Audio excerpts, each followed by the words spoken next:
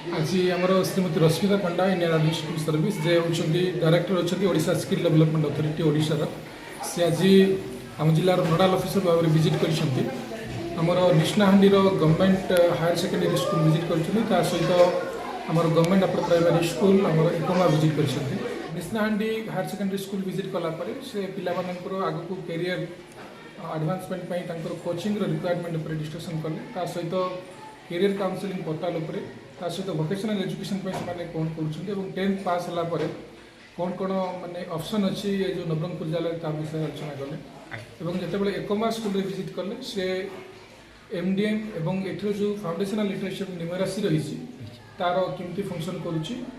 teaching learning material केमी दिखाई कौन बही दिखाई जो शिशु बाटिका जो पिला माने अच्छी कौ बयस एडमिशन कर विषय पुंखानुपुंख भाव में आम सहित आलोचना कर